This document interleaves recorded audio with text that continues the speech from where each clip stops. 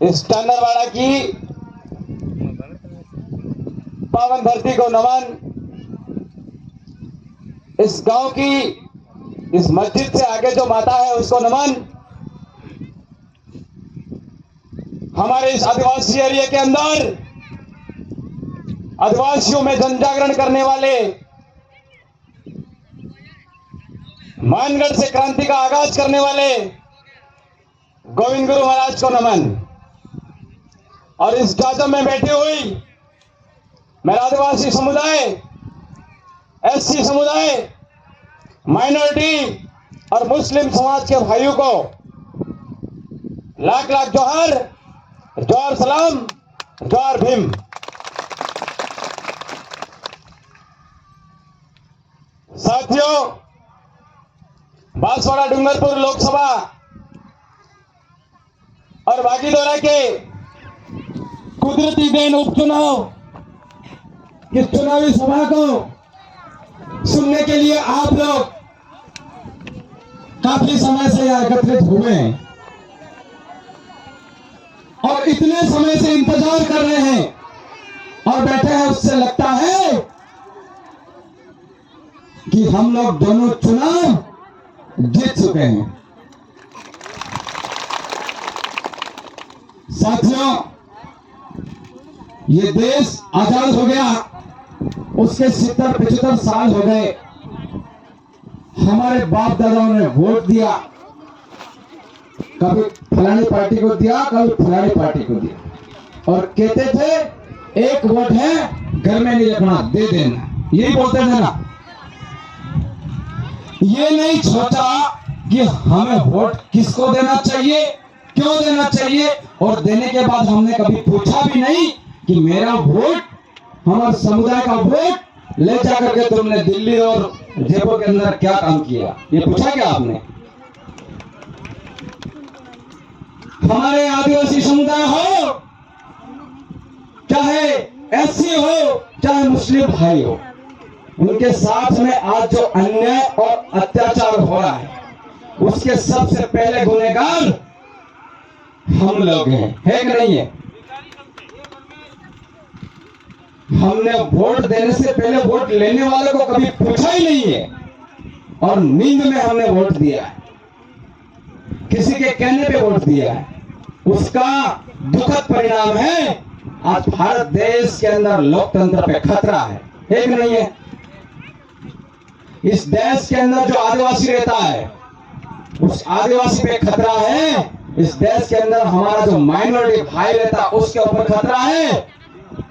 इस देश के अंदर हमारा एससी समुदाय रहता है, उसके ऊपर खतरा है। भारतीय जनता पार्टी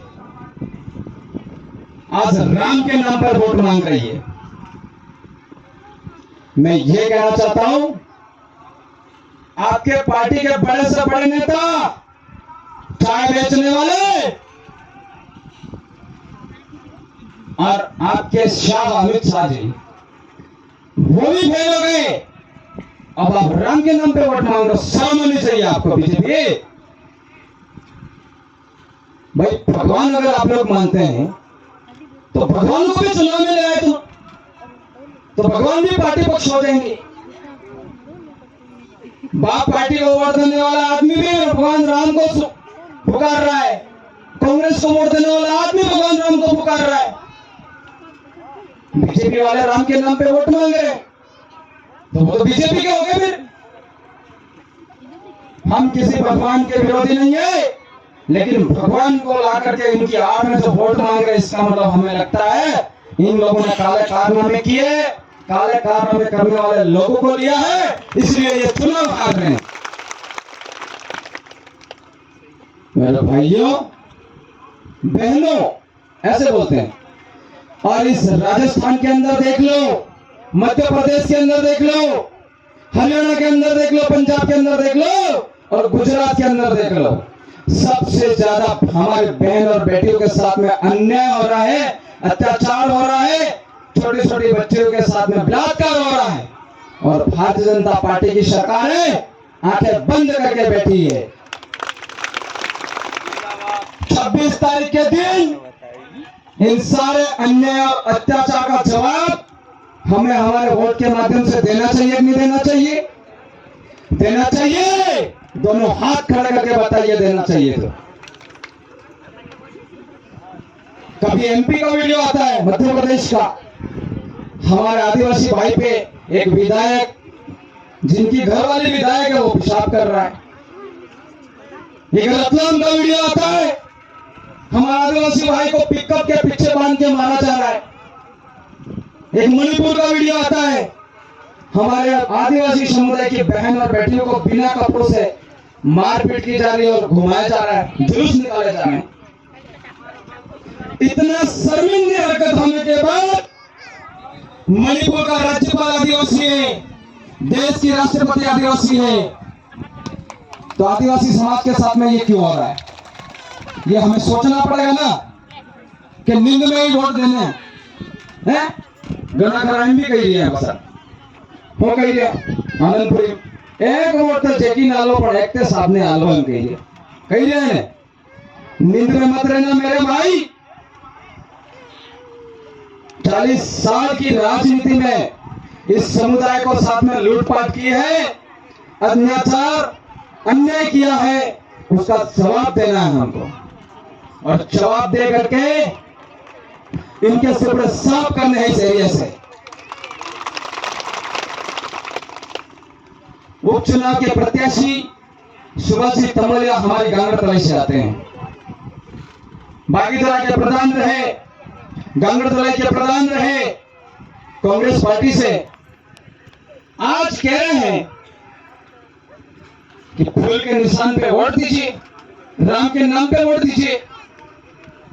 इनसे एक सवाल पूछिए, सुभाष जी आपको जिसने जन्म दिया, जन्म देने वाली आपकी मां वर्तमान गांगड़तलाई कांग्रेस सिंबल से प्रधान बैठी हुई है, आपकी मां की बात न मान करके आप लोग बीजेपी से वोट मांग रहे हैं। वोट मांगने वाला गलत है, हम वोट देने वाला गलत है, बताइए। उसको जन्म देने वाली मां कांग्रेस पार्टी के प्रधान बैठी हुई है गांगड़तलाई में, और बेटा बीजेपी से वोट मांग रहा है। ये क्या राजनीति हो रही है? हम लोगों को जागना पड़ेगा, नहीं जागना पड़ेगा? ये देश का लोकतंत्र खतरे में है, देश का संविधान खतरे में है। अगर संविधान खतरे में है तो सोच लीजिए, इस भारत देश के अंदर जहां जहां भी गरीब, दलित, पिछड़ा, आदिवासी समुदाय, माइनॉरिटी समुदाय, एससी समुदाय रहता है, वो महा खतरे में है कि नहीं है? ये बैठे हैं, इसमें से कई सारे भाइयों के मेरे जैसे बेरोजगार लोग हैं। कोई बीएड करके बैठा, कोई एमए करके बैठा, कोई नर्सिंग करके बैठा है, बैठा कि नहीं बैठा है? और उस भाई ने उस बच्चे को कैसे पढ़ाया है, कमरा किराया कैसे लिया है, अहमदाबाद, निकोल के नरोला के अंदर कैसे मजदूरी की, वो पैसा कैसे दिया और ट्रेनिंग कराई। तो उस ट्रेनिंग करने वाले भाई की माता की नाक से बाला भी निकाल के गिरवे पे रखा, और चांदरवाड़ा में कई भाई जैसे लोगों से 10% के पैसे भी लिए। आज भी वो ब्याज भर रहे, और 2013 के अंदर आपका अपना यहाँ का कोई वागड़ का नेता जिसने हमारे बेरोजगारों के गले में छुरी फेरी, आप सबको ये पता है, इसके बावजूद भी हम लोग उसके पीछे जा रहे हैं। तो क्या ऐसे नेताओं को सबक सिखानी चाहिए, नहीं सिखानी चाहिए? सबको पता है कि हमारे साथ में क्या हुआ। एक वागड़ी में कहते हैं, एक काकोल काकी बे हुतु तो रात्रे ने सो रही हो मारा से हो मसोर ने हो तो मारमत ताके डुबी के काकी ये डुआ तो सो रही थी सा काको के ऊपर ऊपर मुझे रिश सवाल है प्लस सो बनना वाली क्यों ले काकी गुदावा है जोर प्रण के तो सो मारी ना ये डुआ हर बनना वाली क्यों ऊपर ऊपर मुझे रिश सवाल है और डुआ ने खबर के सो रही है ने सूर गेलमा प्रज्ञो ने डोकरी ने गुदड़ना पड़ना पेंशन ना पैसा गलाई काढ़ी लियो ए डोआ पैसा काढ़े ऊपर ऊपर मुझे रिश सवाल पेला काढ़ी लाई मस्त बन होटल में जाइन खाई मोटो जो करी रास्ता बदली दे दो ने पसे रिसड़ी એનો મતલબ એ કે 2013 આરક્ષણ વિશે એક ખુલ્લી વાત હતી ને તમને સબને ખબર હતી, પણ તમે શું કહેતા ઉપર ઉપર એક ફેરો કરી દેવાનો, પછી અમે તમારા હાથે હજીએ કહેતા હતા કે નહીં કહેતા હતા?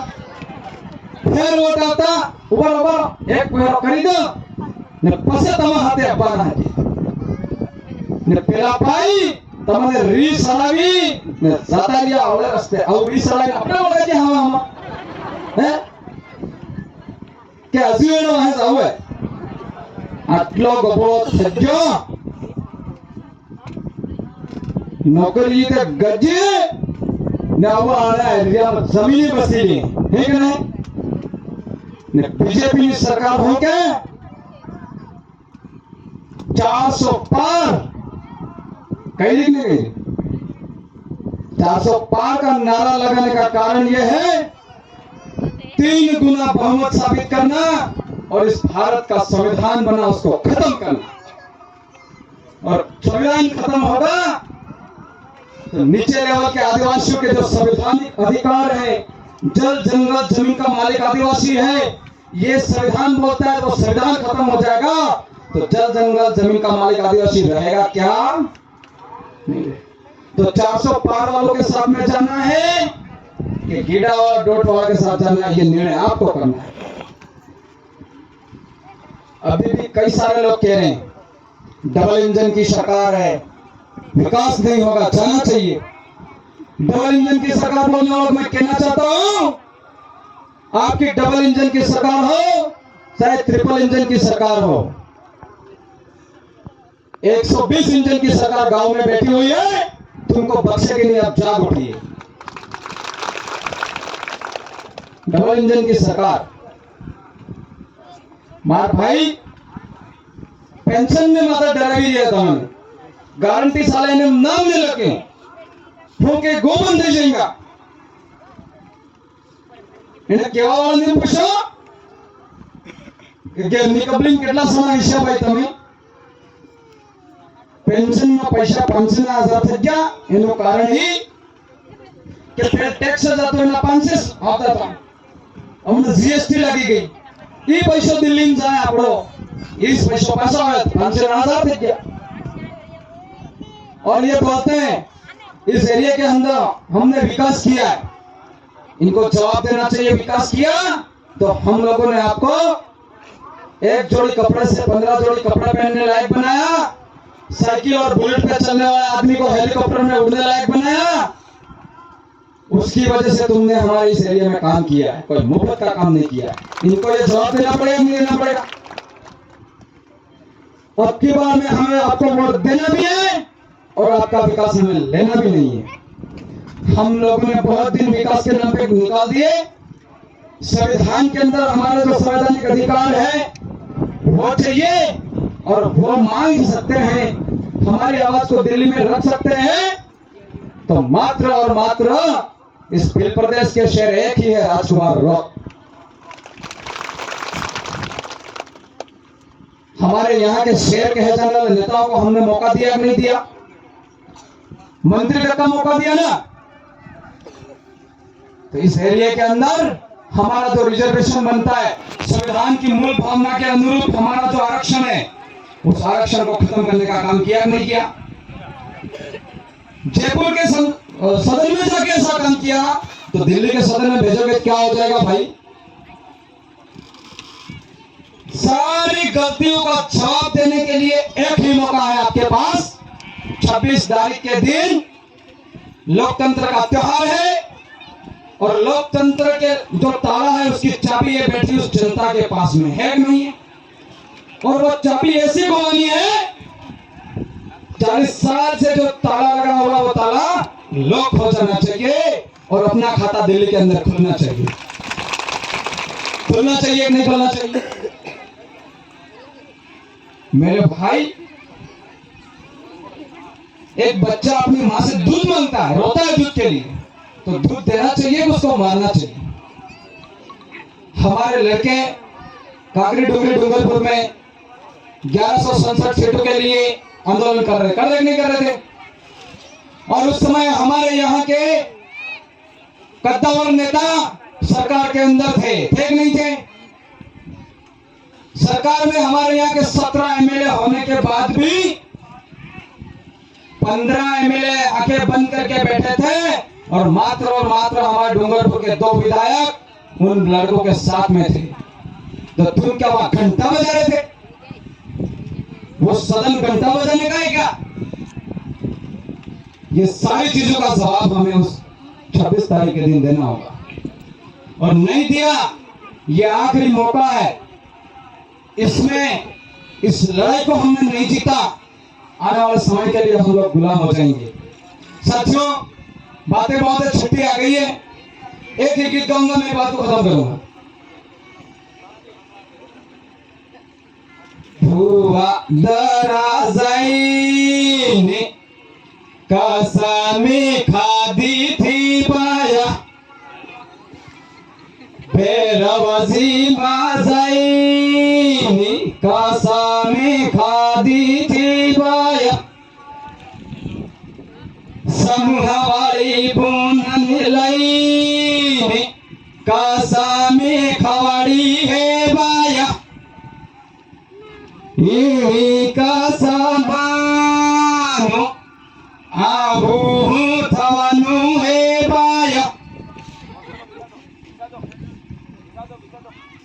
जे पूरा जाहू अबड़ी जिक्र है बाया, कमल पूरा कमल है इनी गलती जी बाया। साथियों, अब उनके पास कुछ भी रास्ता नहीं है। हमारी बहनों को भैरव जी में ले जाते हैं, वहां लोन के नाम से बुलाते हैं, लखपति दीदी के नाम से बुलाते हैं, और वहां पे ले जा करके वोट बटोरने की बात करते हैं। ये सही है या गलत है, वो तो इनको ही पता है। और इस तरीके की जो साजिश हो रही है, उस साजिश में हमें नहीं आना है। साथियों, मेरी बात को आपने सुना, आप सभी को लाख लाख जोहार, धन्यवाद। जय भीम, जय सलाम, जय जोहार। बहुत बहुत धन्यवाद भाई राजकुमार जी। हमारे बीच में आसमान विधायक उमेश जी पधारने वाले हैं। कुछ ही पलों में आप शांति बनाए रखेंगे। एक नाम मेरे पास आया वक्ता का,